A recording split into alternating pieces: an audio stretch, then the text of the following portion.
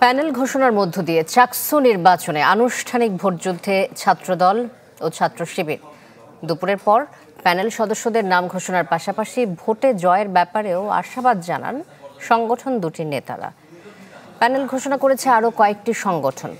একই সাথে শেষ হয়েছে মনোনয়নপত্র জমা দেওয়ার কার্যক্রম।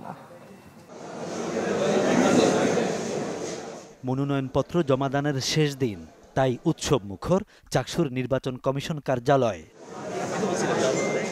তবে এদিন সবার নজর ছিল ছাত্র সংগঠনগুলোর দিকে, কেননা কোন প্যানেলে প্রার্থী হচ্ছেন কারা তা নিয়ে জল্পনা কল্পনার অভাব ছিল না। এমন কৌতূহলের মধ্যে দুপুরে প্যানেল ঘোষণা করে ছাত্রদল। এ সময় নির্বাচন ঘিরে নিজেদের কিছু অভিযোগও তুলে ধরেন সংগঠনটির নেতারা। জনাব সাজ্জাদ হোসেন হৃদয় আমাদের সহসভাপতি হিসাবে ছাত্রদলের পক্ষ থেকে তিনি নমিনেটেড হয়েছেন, তিনি নির্বাচন করবেন এবং সাধারণ সম্পাদক হিসেবে নির্বাচন করবেন মোহাম্মদ সাফায়াত হোসেন। যে চট্টগ্রাম বিশ্ববিদ্যালয়ের যে প্রশাসন রয়েছে সেই প্রশাসন একটি নির্দিষ্ট রাজনৈতিক দলের বিভিন্ন এজেন্ডা বাস্তবায়ন করার জন্য তারা ব্যস্ত রয়েছে। বিকেলে প্যানেল ঘোষণা করে ছাত্র শিবির, যার নাম দেয়া হয় সম্প্রীতি শিক্ষার্থী জোট। চাকসুতে নিজেদের ভালো ফলের ব্যাপারে আশাবাদ ছিল সংগঠনটির নেতাদের কণ্ঠে। আমাদের প্যানেলে জিএস তথা সাধারণ সম্পাদক পদে নির্বাচন করবেন, প্রতিদ্বন্দ্বিতা করবেন চট্টগ্রাম বিশ্ববিদ্যালয় শাখার সাহিত্য সম্পাদক সাইদ বিন হাবিব ভাই। বিএপি তথা সহসভাপতি পদে নির্বাচন করবেন, প্রতিদ্বন্দ্বিতা করবেন ইতিহাস বিভাগের মেধাবী ছাত্রনেতা রাজপথের লড়াকু সৈনিক ইব্রাহিম হোসেন রনি।